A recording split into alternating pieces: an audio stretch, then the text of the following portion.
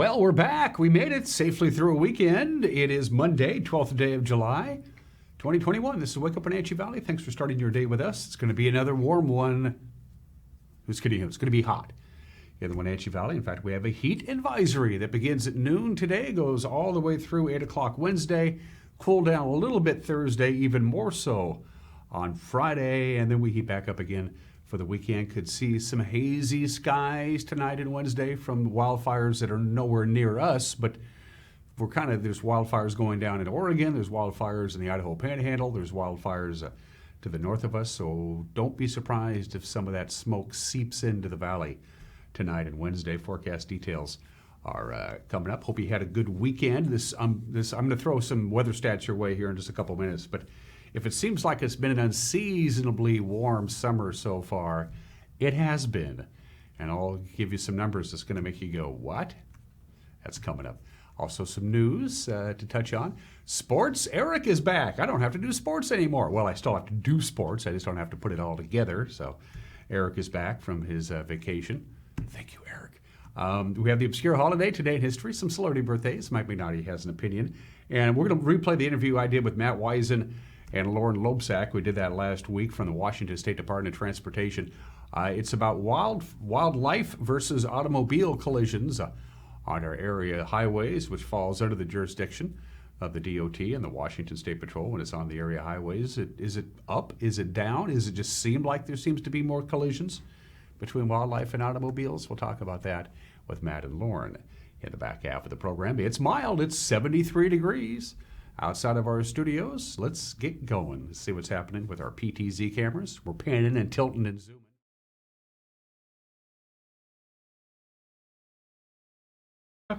Which is looking, apparently we lost the cross camera.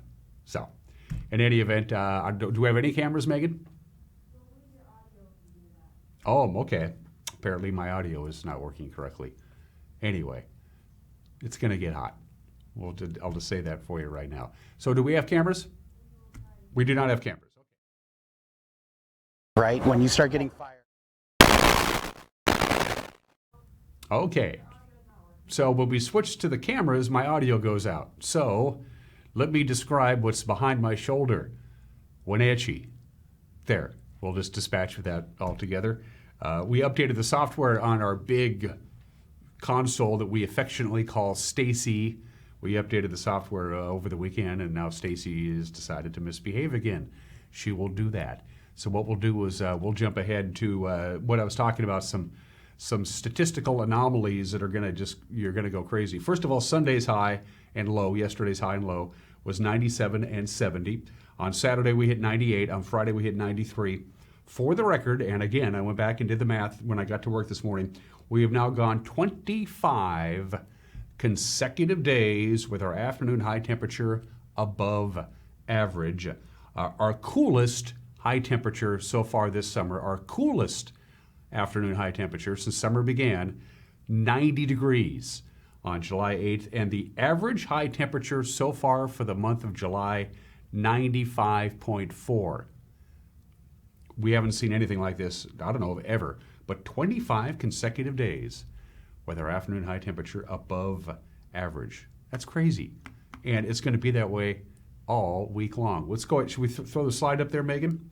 Because there is one thing we want to keep a very close eye on. That's to the very north of us, as you can see, mostly in the Methow Valley, but also in the Omak-Okanagan area and up in the Colville area in Pend Oreille County. They could see some pop-up afternoon and evening thunderstorms. Not really going to affect us a great deal. We're too far to the south, but don't be surprised in the Methow area and in the Omak Valley, in those two areas, you could see a pop-up thunderstorm later on today. That is not good.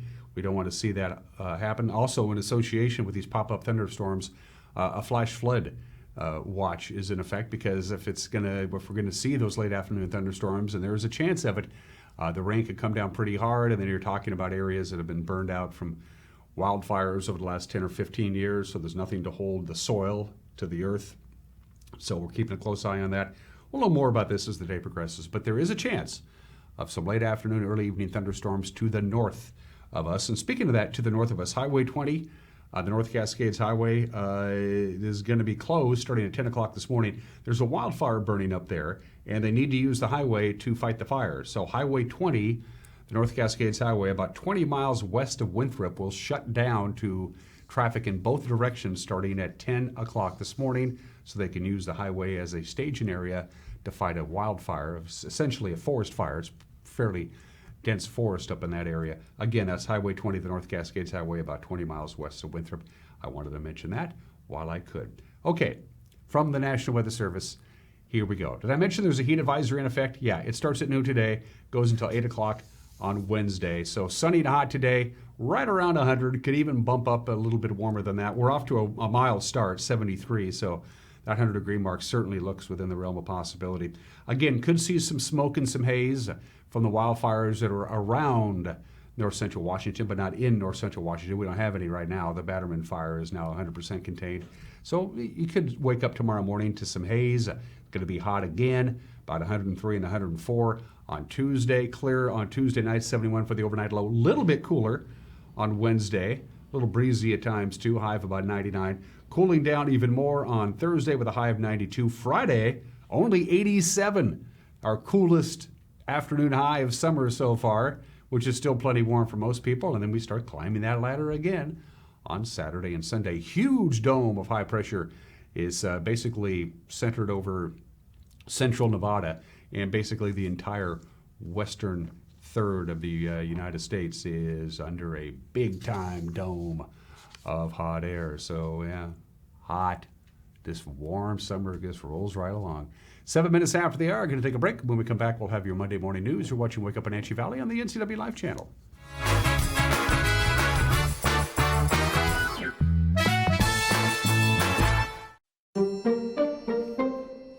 What you're doing is ridiculous. Well, I mean, you might as well throw up a screen door to block the summer smoke. sometimes it gets When we warm. breathe in the wildfire smoke, we are ingesting hazardous chemicals such as acetic acid and polycyclic aromatic hydrocarbons. A lot of bad stuff, okay?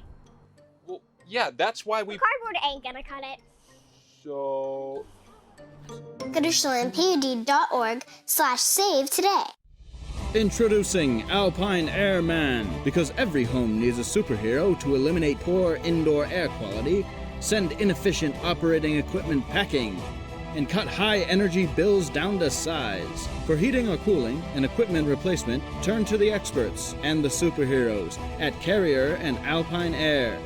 We offer the best deals on high-efficiency Carrier products, along with friendly, knowledgeable service and incredible savings to fit your budget.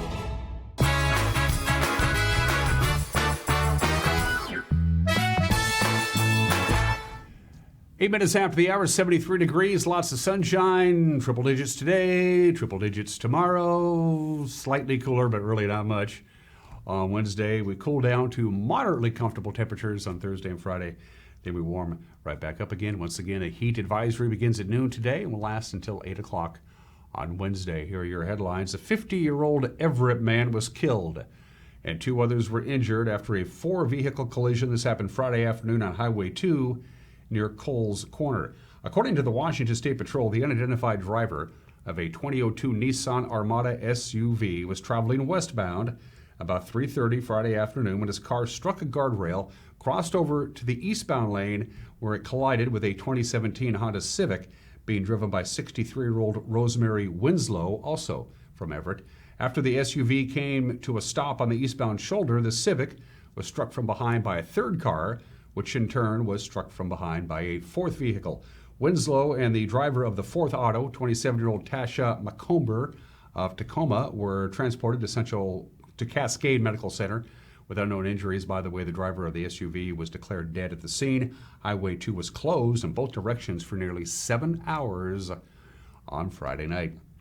A Wenatchee drug suspect was sentenced to just over 3 years in prison last week. 53-year-old Bruno Paul Ruggeberg pled guilty Wednesday to charges of methamphetamine sale, maintaining a drug property, and unlawful firearm possession. Chelan County Judge Kristen Ferreira sentenced him to 41 months in prison. Prosecutors dropped about a dozen other drug, firearm, and identity theft charges in exchange for the plea. Ruggeberg sold several ounces of meth to a police informant in May of 2020, operating out of Wenatchee Valley hotel rooms. He has prior felony convictions in Washington, including drug possession with intent to deliver and first-degree kidnapping.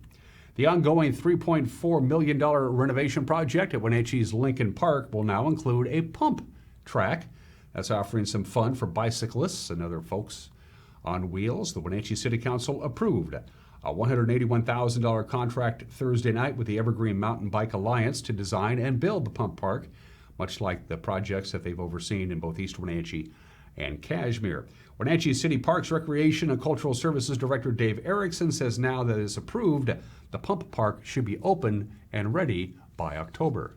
So we had this up located in the corner kind of Medhow and Crawford Street in that section. Then as we've gone through the design process and moved it along a bit, we found that Evergreen, we could take an existing pump park plan and just save some design cost by putting it in the park, but we needed a bigger footprint. So to do that, then we looked at the other end of the other corner of the park, so the kind of the southwest corner. And after several discussions, decided that a paved pump park would be a better way to go from a long-term standpoint. From a maintenance standpoint, it's way easier to maintain. Once it's there, you're pretty well golden.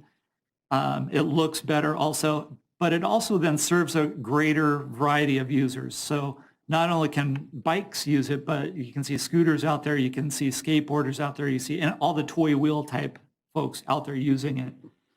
So to equate it, it's about the size of a full court basketball court out there. So kind of taking it to the next step, June of this last year, we went out and did a small works roster solicitation for construction. We sent it out to over 220 companies on a small works roster. We received one bid.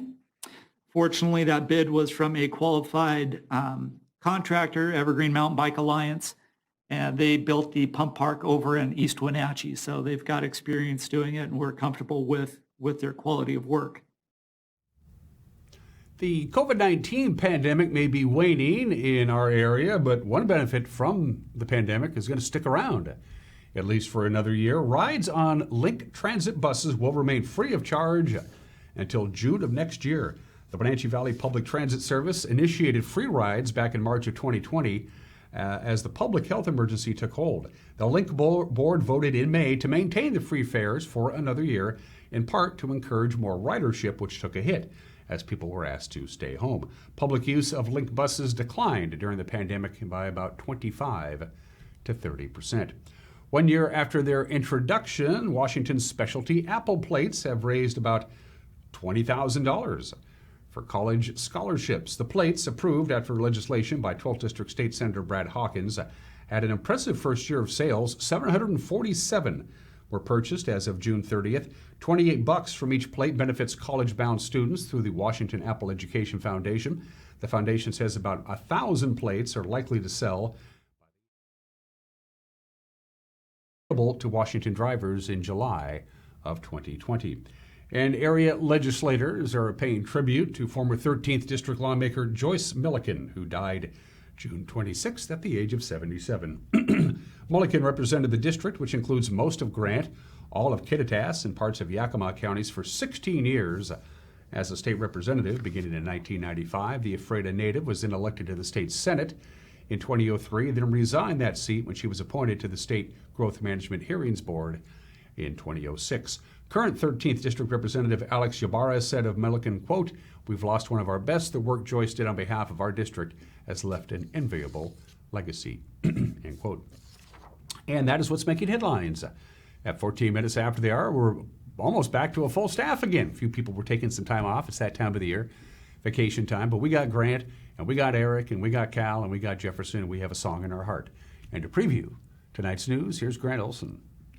Good Monday morning, Dan. Coming up tonight on the NCW Life Evening News, after a scorching hot weekend, more of the same is expected at least through midweek. I'll have all the details in your complete North Central Washington weather forecast. And in sports, Eric Granstrom returns with a look at the Mariners and Apple Sox weekend results. That and all the day's news coming up tonight at 5, 6, and 10 on the NCW Life Evening News. We hope to see you then. Dan? Thank you, Grant. Don't forget, we love to hear from you, our viewers. We try to make it as easy as possible. You can go to our Facebook page and use the Facebook Messenger app. You can email us directly, news@ncwlife.com, news@ncwlife.com. That's our email address. It's probably the best way to go about doing it. Or if you go to our homepage, ncwlife.com, you can contact us via the World Wide Web. Technology. It's a beautiful thing, if slightly scary. Going to take a break. When we come back, we wrap up the weekend that was in Mariner baseball and Apple Sox baseball. With sports, we'll have the obscure holiday today in history, some celebrity birthdays, an opinion from Mike Mad Dog Mignotti, and my conversation with Lauren Loebsack and Matt Wiesen. We're going to play it for you again. The topic, well, wildlife and automobiles. When they collide on our area highways, it's not good for either. We'll have that when we come back. You're watching Wake Up Wenatchee Valley on the NCW Life channel.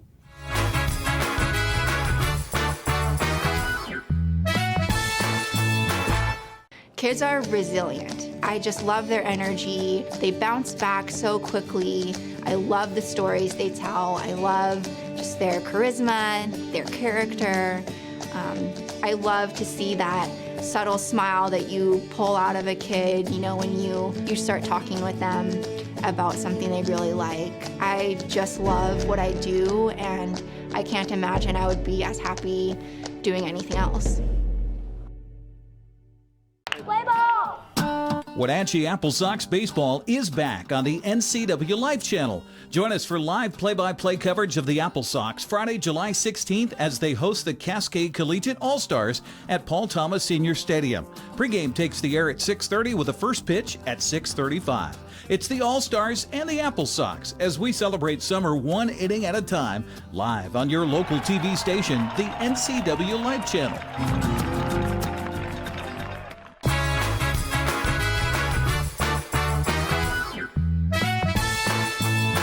17 minutes after the hour on this Monday, the Mariners head into the All-Star break on a losing note. They lost to the Angels at T-Mobile Park yesterday afternoon. The final was 7-1. Things look pretty good for Seattle.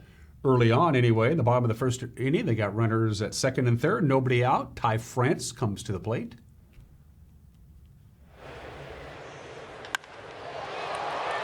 This appears to be plenty deep. Lagares in deep center field makes the catch. Crawford comes home standing, and it's a sacrifice fly for Ty France. And the Mariners are on front. Three batters into the first inning, 1-0. And he leaves it in the middle of the plate, almost middle in. And Ty France knows exactly what to do with that. Runners at second and third, nobody out. He's looking for a ball he can get to the outfield in the air. And able to pick up the sac fly and the early lead for the Mariners. The Angels, however, would tie the game with David Fletcher's second home run of the season. That came in the top of the third. Play Fletch the other way, especially in the outfield. First pitch to Fletch here is sent out to deep left field. Bowers looking up, and it's gone! Streaks alive! Another homer for Fletch! Boy, Fletch loving that coffee up there in Seattle. There's a lot of coffee shops at Fletch with the energy. Two well-hit baseballs. This one gets out for Fletch. 24 games in a row. Second home run of the series. A changeup, and he covers it out left center for Fletch. This short through the baseball. Bowers going back, looks up and says, you know what, that's a tie ball game. Fletch lives, tying it up 1-1. Yeah, Fletcher loves playing baseball at T-Mobile Park. He would drive in two more runs in the fifth to give L.A. the lead. 1-1. That's whacked into right field. A base hit for Fletch that should score them both. Ward across the plate. Lagares scores, and David Fletcher cashes in again. I'm telling you, Matt, he needs a license plate with the I Heart RISP. He loves runners in scoring position. And Fletch, this is a pretty good pitch, but not against Fletch. Look at the location of this pitch. Up about shoulder height, this short with the baseball. He homers to left center. 2 RBI single to right field for Fletch. Just an amazing, amazing player. Well, for the first time this weekend, the Angels cracked through against the stingy Seattle bullpen. Johan Ramirez gave up that 2-run base hit to Fletcher. Unfortunately, he also took the loss. Manager Scott Service says despite losing on Sundays ahead into the All-Star break, well, it's been a pretty good first half of the season. Story today really just didn't get enough offense going, but I don't want it to overshadow a lot of the really positive things that we have done here over the first few months of this season. And we've put ourselves in a position to play really meaningful games, I think, once we get back from the break leading into the trade deadline and see what August and September has in store for us. So our guys need a blow. They've really busted it. Can't say enough about this group and how they bring the energy every day. It's been a lot of fun to watch. And like I said, the 4 days off will be well taken by all of our guys.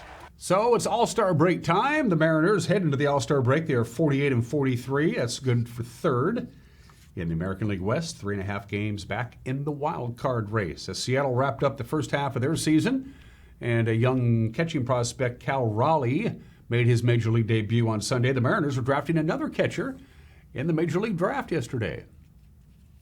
With the 12th pick of the 2021 MLB Draft, the Seattle Mariners select Harry Ford, a catcher from North Cobb High School, Ackworth, Georgia. Harry Ford, a high school prep Georgia catcher. We've seen that before. Joey Bart, Tyler Stevenson, Max Pentecost, Anthony Siegler. What sets Ford apart, and Harold's going to get into it, his 60-grade speed as a catcher. He can fly. I can play anywhere. I've always, tried to keep pride in that and keep working on my other skills, because I don't want to be a guy that gets stuck at a position and can't move around, because I'm just trying to, bring as many assets to the table as possible. 2021 first pick of Seattle Mariners draft here. And I don't want to say it was surprising to us, but probably surprising to a lot of people in the industry, us taking a high school player as high as we did. But we're extremely excited about Harry Ford, high school catcher, very unique player and skill set wise. He is a catcher, but at the end of the day, when you look at his skill set, has a true 5-tool player. He can run, he can throw, he can impact the game with his legs, his arm. But we're really intrigued by the explosive athlete to add to an already thriving system. Now we're starting our next wave of prospects, and starting with a younger kid with this kind of skill set we're excited about having. Ford is the highest drafted catcher for the Mariners since Mike Zunino was taken with the 3rd overall pick back in 2012. All right, more baseball. Houston continues to lead the division heading into the All-Star break after a walk-off win yesterday against my Yankees. Jose Altuve's 3-run home run in the bottom of the 9th capped a 6-run rally for the Astros. They snapped a 3-game losing streak. Chris Bassett, he won his 10th game of the season Sunday for Oakland. He pitched 7 innings of 1-run ball in the A's 4-1 win over Texas. Matt Olson hit 2 of Oakland's 4 solo home runs in the game. So heading into the All-Star break, Houston's lead is 3.5 games over Oakland. Seattle is 2 in front of Los Angeles. In 3rd place, the Rangers 19.5 games back at 35 and 55. The Apple Sox got off to a hot start on Sunday in their series finale against Corvallis. They led at one point 6-1, but the Knights came all the way back for a 7-6 win to complete the weekend sweep of the Sox. Tino Betancourt got things going for the Apple Sox in the bottom of the 2nd of a scoreless game, his 4th homer of the summer.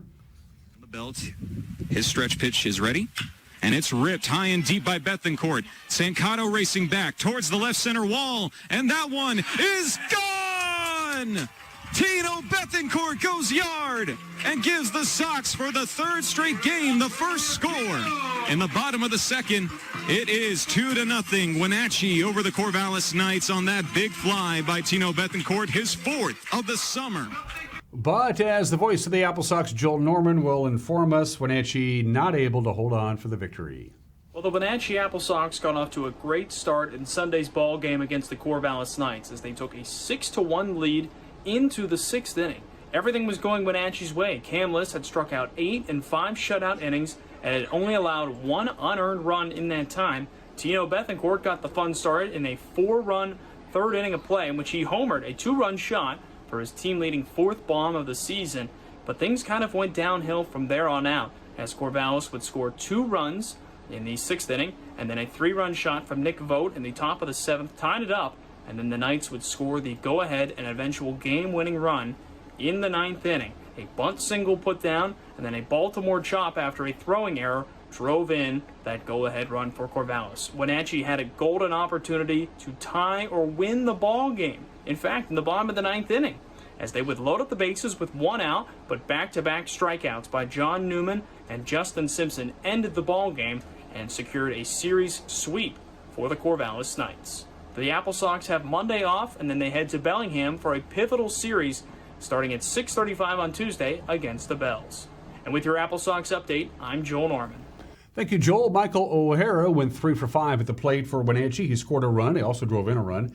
And as Joel mentioned, the Apple Sox begin a 3-game series in Bellingham starting tomorrow night. To the West Coast League, here we go. In Sunday's action, John Peck and Will Chambers each hit home runs for Ridgefield. The Raptors beat Cowlitz 5-2. Ivan Luna and Matt Jew each had 2-run base hits in Portland's 6-run 7th inning to lead the Pickles to an 8-1 win at Walla Walla. Chaz Myers' RBI base hit in the bottom of the 8th broke a 3-3 tie, and that helped Yakima Valley beat Bellingham 4-3. Black Dickman also had a 3-run home run for the Pippins, who improved to a division-best 17-10 with the win. In Port Angeles, Javi Espinoza was 3 for 5, and Carson Crawford hit a solo home run in the lefty 7-2 win over the Redmond Dukes. Yakima Valley's lead in the North Division of the West Coast League is 5.5 games over Bellingham. Wenatchee is 7 games back at 10-17. Corvallis, by the way, running away with the South. Look at that, 23-7 on the year, 6 games in front of Portland. The entire league is off today. And then coming up tomorrow, you get Wenatchee at Bellingham. Ridgefield will host Port Angeles. Corvallis hosts a non-league game against the Driveline Entitlers. Love that name. Bend also plays out of the league at home against Medford. Highline will visit Yakima Valley. And 7:05 tomorrow night, you got Portland entertaining the Sweets. And those are just some of the games that people are playing. On this Monday, the 12th day of July, I had 5 obscure holidays to choose from. Today is National Different Colored Eyes Day, if you have that. First of all, it's very rare. If you have that, it's heterochromia. The only really famous person I knew who had heterochromia was David Bowie. There's 2 different kinds of heterochromia. That's when your eyes aren't the same color. There's partial, which is one eye is slightly not quite the same color as the other, like one's a little bit bluer, one's a little bit greener, that kind of deal. And then there's total heterochromia, which means either eye is not even close to the same color as the other eye. So if you have that, this is your day. Today is National Pecan Pie Day. Today is National Paper Bag Day. Today is National Eat Your Jell-O Day. But because Henry David Thoreau was born on this date, we're going to make it National Simplicity Day today. Henry David Thoreau, the naturalist, the poet, the philosopher who said, life is so much easier if you just plain simplify, especially nowadays because things get really complicated. We have schedules, we have tasks, all these things to juggle. Technology is rapidly growing quicker than we can handle it. Sometimes it just isn't very easy for many people. Of course, the best way to celebrate National Simplicity Day is just step away from technology altogether. I mean, everything. The internet, television, phones, smartphones, I don't care. That's a good way to go about doing it. You're supposed to take, almost everybody tells you you're supposed to take at least a few hours each day when you're awake to just walk away from technology. And drop unnecessary things from your schedule. That's always a good idea as well. National Simplicity Day today. I try my best to practice it. My idea is just to put on a good album and zone away. All right. 29 minutes after the hour. Today in history, happy 159th anniversary to the Medal of Honor, which was authorized by the United States Congress during the Civil War, July the 12th, 1862. In fact, over 40% of all the Medal of Honors awarded were awarded during the Civil War. It is the highest award anybody in the military can achieve. It is almost always presented by the President of the United States to either the winner of the Medal of Honor or, in case it was awarded posthumously, to the wife or whatever the case would be. Getting a Medal of Honor gives you all kinds of perks. For one thing, you can travel on government planes for free, you and one person you select. You can go wherever you want to go in the United States on a government plane, no charge. You get a big fat addition to your military pension. If you have a kid who wants to go to West Point or Annapolis and you're a Medal of Honor winner and you have a child who wants to go to one of the service academies, they're in automatically. Don't even have to go through that process. And there's a lot of other cool things as well. Not to mention the respect and honor of a lot of people. The Medal of Honor authorized by the Congress on this date 159 years ago today. This is the 100th anniversary of a baseball milestone 100 years ago today, July the 12th, 1921, Babe Ruth surpasses Roger Connor as baseball's all-time home run king when he hits his 137th career home run against the St. Louis Browns. He would break, Babe Ruth, his own record 577 more times, and he would hold the record as baseball's all-time home run king for 53 years. And perhaps most remarkable of all of this, his 714 career home runs is still third all-time. Babe Ruth became baseball's all-time home run leader 100 years ago today. July 12th, 1958. That record right there may very well, who's kidding who? It is the most valuable record ever. The Quarrymen, John Lennon, Paul McCartney, George Harrison, Duff Lowe, the piano player, and the drummer Colin Hanton had never actually heard themselves play music without actually playing music. And they got curious. They said, what do we sound like? We wanted just to sit in a room and listen to a record of us performing so we know what we sound like. And so John and Paul and George and Duff and Colin forked over 17 shillings and 3 pence to a guy by the name of Percy Phillips, who owned the only recording studio in Liverpool. And in 1/2 hour, into a single microphone, they recorded 2 songs, an original song, In Spite of All the Danger, and the Buddy Holly classic, That'll Be the Day. It was the 2 songs they knew the best.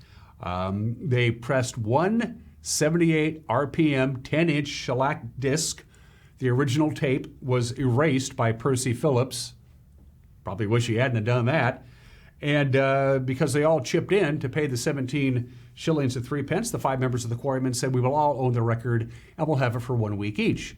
So John had the record for a week, who then gave it to Paul, who had the record for a week, who gave it to George, who had the 1 copy of the record for a week. George passed it off to Colin, who had it for a week. Colin passed it off to Duff, who kept it for the next 23 years. And in 1981, Duff Lowe found his copy, the only copy of the very first record ever recorded by the Quarrymen, who would be the Beatles, and he wanted to know what it was worth. Eventually, he got together with Paul's representatives, and after a short negotiating deal in 1981, Duff Lowe sold the only copy of that record to Paul McCartney for an undisclosed amount. Paul McCartney has it now. It is the only copy that is in existence. Who knows what that's worth? And finally, a baseball promotion that didn't go very well.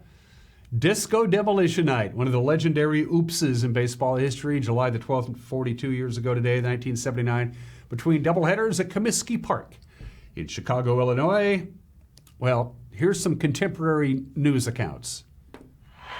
50,000 people, the largest crowd of the season, showed up at Chicago's Comiskey Park for the twilight doubleheader between the White Sox and the Detroit Tigers.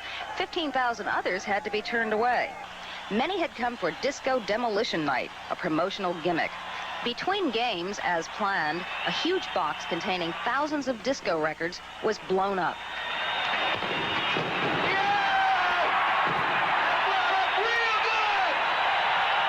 The rest was unplanned. Fans stormed out onto the field in the thousands. Disco records were hurled like frisbees. Bonfires were set. Bottles were thrown. The batting cage was torn down and destroyed. Fistfights broke out. White Sox players had to be locked in their clubhouse for their own protection. The melee lasted an hour and a half and resulted in 39 arrests and a few minor injuries. The baseball fans missed the second game. It was canceled. The White Sox lost it. It was forfeited to Detroit. Many of the fans are scattering off the field now when they sight the police. And many Sox security members are joining the police, which are now about 40 or 50, and they're slowly, now rapidly, walking out the center field where the fire is burning. The fans are now streaming off the field in great numbers, and I doubt if very few will be left to confront the police as they come in helmets and nightstick gear. That was the scene between games of a doubleheader at Comiskey Park last night as White Sox owner Bill Veeck went a promotion too far. It was billed as Disco Demolition Night. A rock disc jockey came up with the idea of blowing up disco records as part of his self-serving campaign against disco. And the White Sox went along by admitting anybody bringing a disco record for 98 cents. 50,000 people got in before the White Sox called upon Chicago police to help close the gates. Didn't take long for the realization to set in that rock fans under the influence of beer and drugs and armed with disco records they had been invited to destroy don't mix with baseball. Oh, let's do birthdays, shall we? At 35 minutes after the hour. Julius Caesar. You may have heard of this guy. There's no contemporary anything of Julius Caesar. For one thing, he was born 100 BC. The Roman politician and general who took over the Roman Empire and for about 6-7 years instituted all kinds of popular reforms, which was, of course, very popular with the people of Rome, but not the power brokers of Rome, who decided that Julius Caesar was getting a little too big for his britches.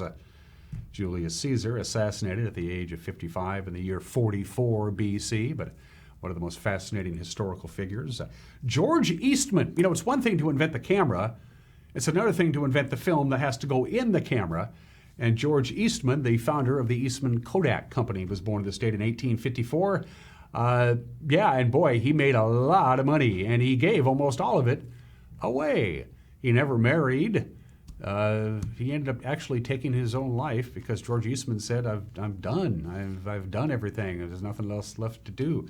George Eastman, one half of photography. Somebody has to invent the camera and then improve on it, but you can't take pictures without film. Thanks, George. Born in the state in 1854. And my favorite member of Fleetwood Mac by far, Christine McVie. Nothing against Lindsey Buckingham, of course, is no longer with the group, or John McVie or Mick Fleetwood or Stevie Nicks or anybody else, but Christine McVie has always been my favorite member of Fleetwood Mac. She is 78 years old today.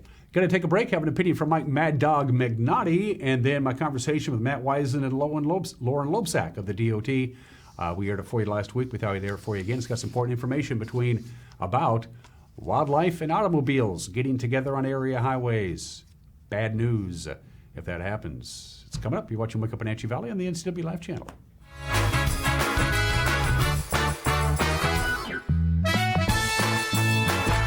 Come on, I'm a certified technician. I was trained to take good care of you. 9. I've only been to the dealer. I've been coming here for years. These guys are great. Look around. The BMW, the Jag, the Volvo, they're all waiting for regular service. Well, the BMW has a little computer issue, but that's nothing we can't handle. Come on in.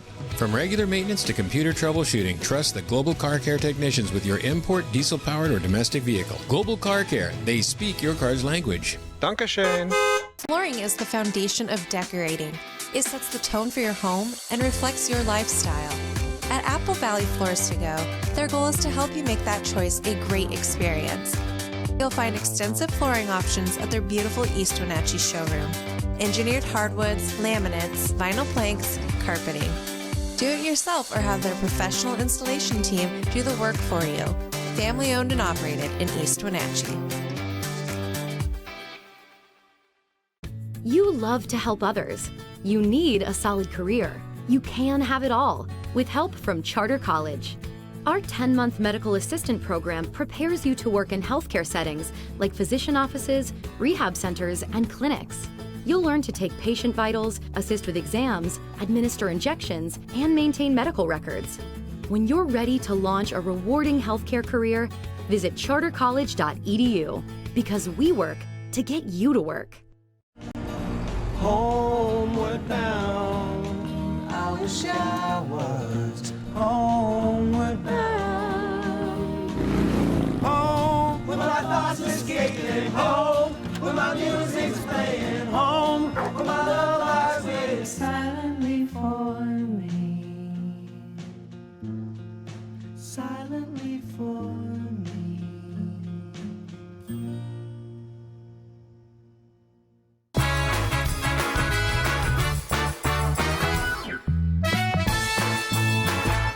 This is Mike Mad Dog McNutt, and everybody's entitled to my opinion. Now, when I was a cop in Wenatchee for 20 years, I have to admit, I'm a junkie for TV shows. Was then, am now. TV shows and movies. I have seen every episode of Hill Street Blues, every episode of Law & Order, Blue Bloods, and NYPD Blue.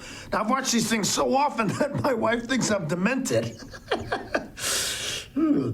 And the one thing I've noticed about all these shows, the one common denominator is that it is incredibly easy to handcuff people on TV. I don't care what the bad guy is doing, fighting, running. As soon as they're tackled or thrown to the ground or pushed against a fence, their hands immediately go behind their back. And then the cuffs are applied effortlessly. It's like a miracle. Too bad it wasn't like that in real life. This is Mike Mad Dog Big Daddy, and that's my opinion.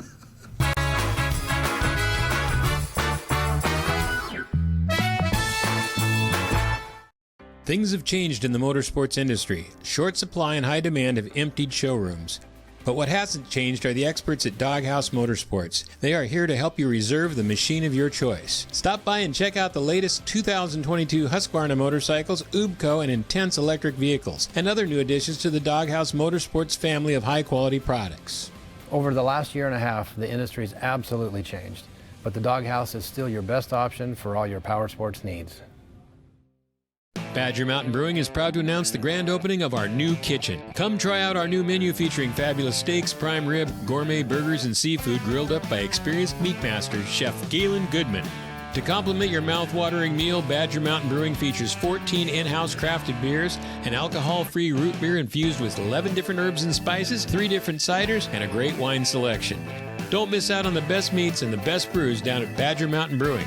Located at 1 Orondo Avenue across the tracks from the Pybus Market. Green Motion e-bikes have rolled into Wenatchee. We've got fun, affordable e-bikes for the whole family. Portable e-bikes that fit right in the trunk of your car. Fat tire mountain bikes plus unique vintage style bikes you won't find anywhere else. Get some exercise with pedal assist or just cruise up to 20 miles per hour with the throttle. Starting under $1,000, Green Motion e-bikes are affordable fun for the whole family.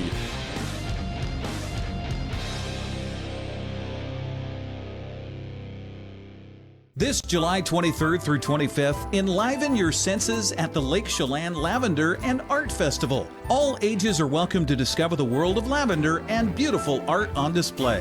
Experience the art show, guided workshops, lavender demonstrations, and crafts for kids while enjoying live music, award-winning wine, delicious food, and more. Get your tickets at ChelanLavenderArt.com. See you this July for the Lake Chelan Lavender and Art Festival at Siren Song Farms.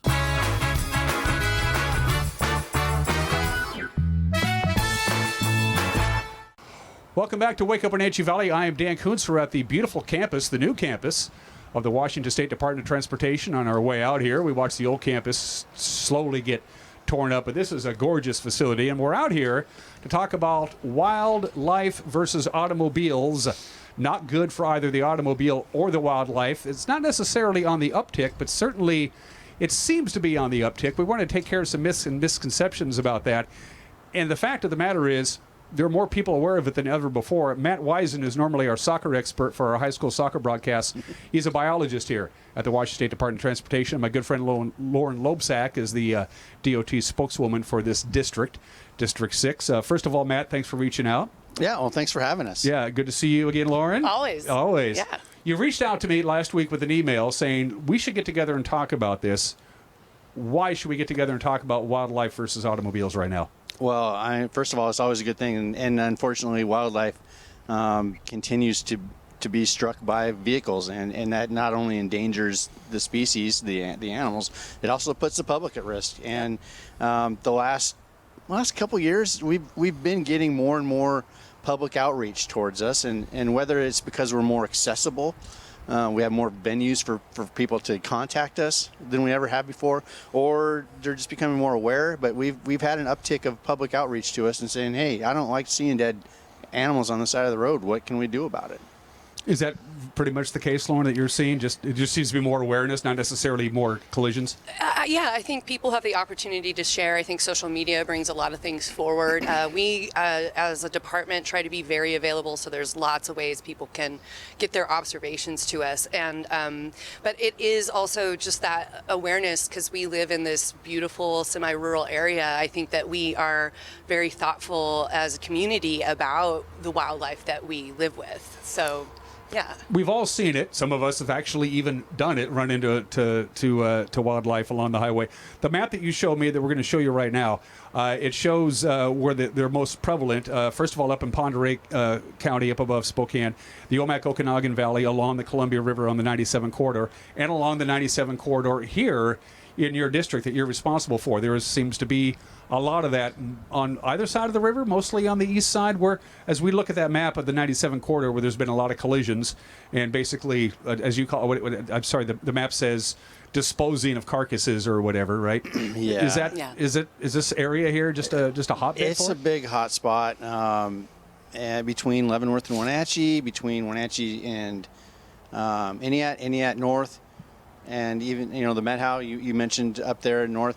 This is all our region. We have a huge region, and we track these things. And we're not saying that necessarily wildlife collisions are holding steady. They might be going up, but it takes so long for us to get through all the data. And now there's public data coming in as they are able to recover or collect their own animals that have been struck on the road, and there's a process for doing that. It takes a long time to get all those numbers and tabulate them and look at what's going on.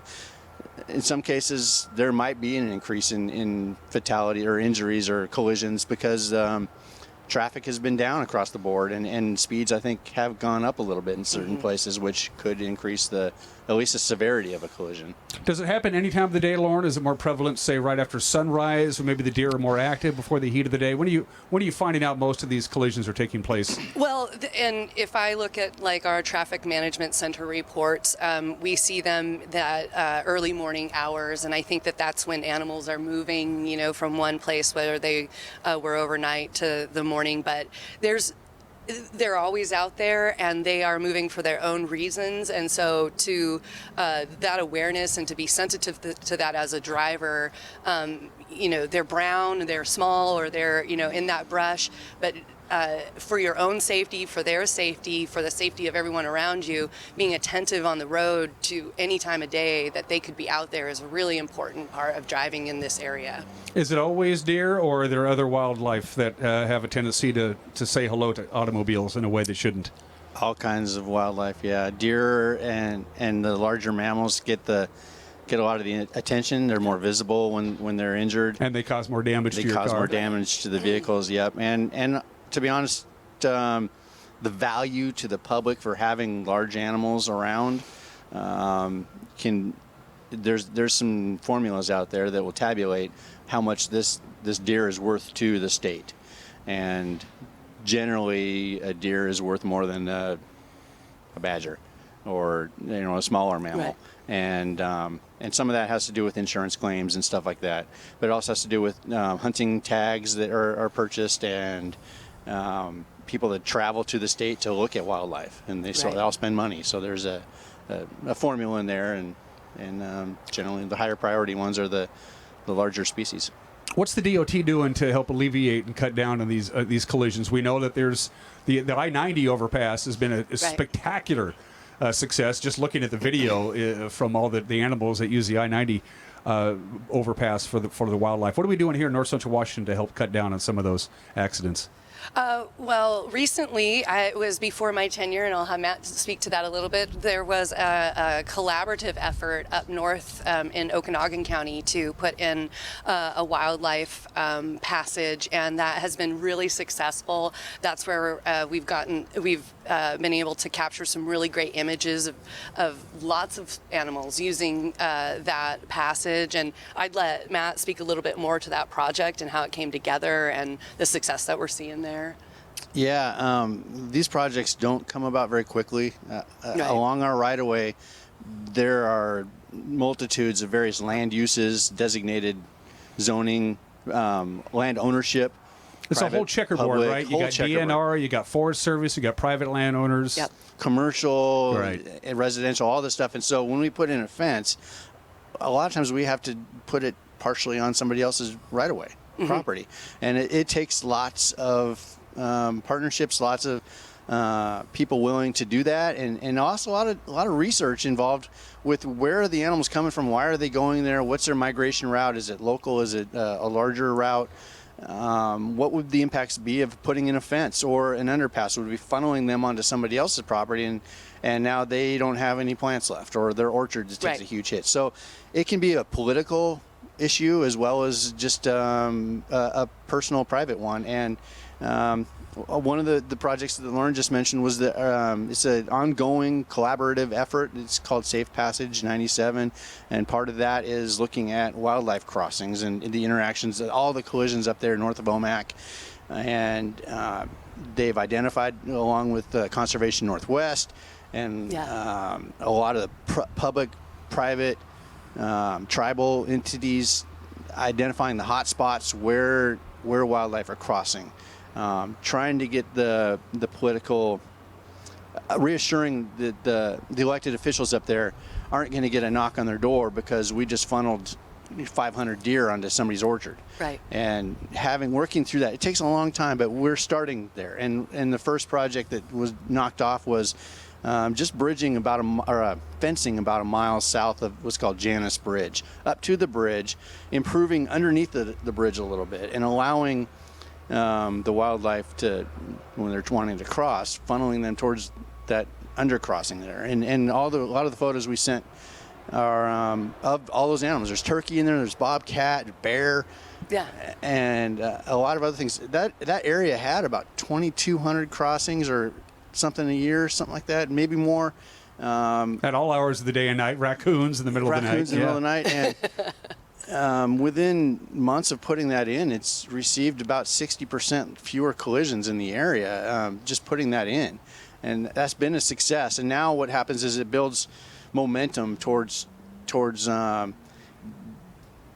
doing the rest of the projects down there. So some undercrossings and some more fencing, stuff like that. But that's a great success story. So is the fence that was put along the 97A corridor a number of years ago, which I believe, and correct me if I'm wrong, was more designed to keep the bighorn sheep from coming down and licking the salt off the roadway in the dead of winter. That was a major problem. That's been a huge success, has it not, Lauren? Yes, and it's been successful with deer and other animals as well, just funneling them to other places where it's not so, the sight distance is better for everyone and it's maybe not such severe terrain. And that's been a really good thing. With the investment that we made, particularly in the bighorn, we were glad to see the improvements in that through the fencing project. But as Matt said, it takes some time to see the results and to calculate what those results are. So it does take a lot of trust in the community sometimes to put projects together that are collaborative and ongoing. It's not like something, okay, this is done, now we step away. It's like this is something that we need to continue to maintain and we need to reevaluate that it's still providing the results that we were hoping for. And that's an awareness issue, and we're really glad for this opportunity to just share in our community, like this is how it takes place and this is what is necessary to kind of put these things together sometimes, because we want people to understand that yes, this is also a value for us, for the environmental impacts and for just the actual practical impacts on the road. Lauren Loebsack and Matthew Wisen with the Washington State Department of Transportation. A couple more questions and I'll cut you loose. What's the protocol? You're heading down the road and oops, there comes a deer. And you just clip it maybe, the deer's injured. You haven't done really any damage to your car, so to speak. Or it's a pretty bad collision and the airbags go off and the deer's dead and your car's dead. What's the protocol for all that kind of stuff when a motorist has a collision with a wildlife of any kind? Right. What's the protocol? So if there is a collision that your airbags have gone off and the like, or there's any concerns, pulling off to a safe place if you're able to, and calling 911. State Patrol is going to, respond, and they have a lot of different connections with our traffic management center and our crews to be able to then dispatch if there was also an animal strike. But those ones that might be, you just clipped something or you're not quite sure, or you heard that thump or whatever, you can call our traffic management center and just let people know, let the person that answered know whereabouts you were, and then our crews can go make sure that when they're out patrolling, they can go review to make sure that there isn't an obstruction in the road, and also be able to manage what if there's something out there in the right of way. And we've all seen that when we didn't hit it, but we're driving on the highway and there's a dead deer in the middle of the roadway and there's nobody anywhere near it. Same deal. You want to pull over so you're not actually operating the automobile and call the state patrol and say there's a deer here at milepost 4. Yep. And it ain't doing well. And that gets all the way. We have good communication chains with our local state patrol, and so that gets to us, and then we're able to respond. Yeah. Matthew, anything else to add before we cut you loose on this busy day? No, just be aware and expect that there will be wildlife that are unpredictable around, and more than you think. So when you can slow down, when you can pull over. If you need to pull over, make sure you're doing it in a safe place. I mean, don't put your own life in risk to take care of something else there. Pull over in the same safe spot that's not dry grass and stuff like that as well. Yep. You catalytic converter. That's not good. Yep. And just be aware. And we're always available here at DOT to reach out. Call us, email us, go online. There's venues there. We have Instagram, Facebook, social media type stuff. And it should be noted out, when you're driving on the highway, you see those yellow signs with the deer. It says deer crossing or deer zone. They're there at that location for a reason, because that's where deer have a tendency to cross the highway more than other places. We spent a lot of time trying to teach those deer how to read those signs and cross where they're at. It's really hard to get the data on that one, whether they work or not. And from a personal experience, and I just mentioned this to Matt and Lauren before we started taping, if you're driving on the highway and you see a deer bounce across the road and you're not going to hit it, the odds are there's more deer right there. Usually it's not a solo deer by itself. There's usually a group of them. Yeah. So be aware of that. Yeah. So, all right. Yeah, so thank you. Yeah, it's good to see you, Lauren. Matt, whatever. Crossing the highway late last night. He didn't look left and he didn't look right. He didn't see the station wagon car. The skunk got squashed, and there you are. Don't hit a skunk. You're watching Wake Up on Wenatchee Valley. We'll be right back.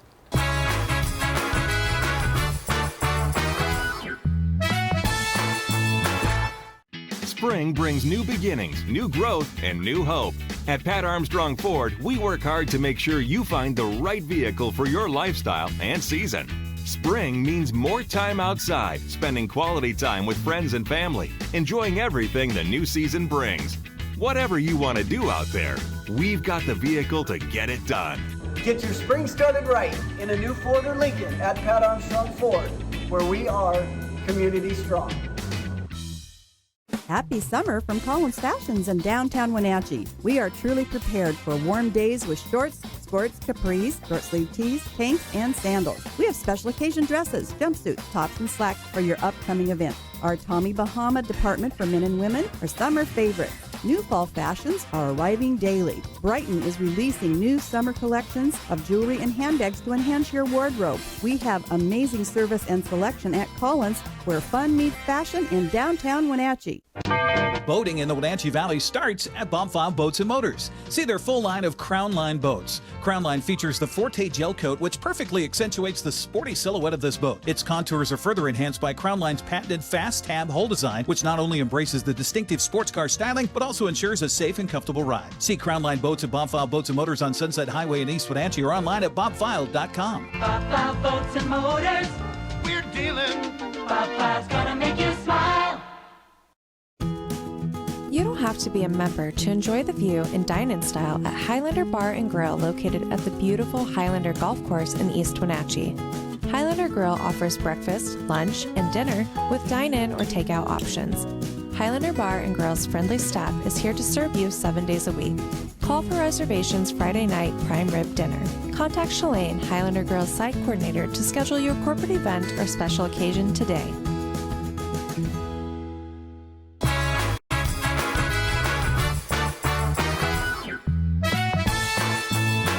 All right, one more item of business to take care of on this Monday before we send you down the road with whatever it is that you need to do on this 12th day of July, and that's the weather forecast. And first of all, we have a heat advisory. It starts at noon today, goes until 8 o'clock Wednesday. It's been an abnormally hot summer, and as you can see by looking at that, it's not going to change. We'll be in the triple digits again today, 70 for the overnight low tonight. We're at 75 already here in downtown Wenatchee. Do it again on Tuesday, near 100 degrees on Wednesday. By the way, we could see some haze and some patchy smoke tonight and Tuesday from some of the fires that are burning to the north, to the south, and to the east of us. With the high pressure ridge, after a while, there's going to be no place for the smoke to go.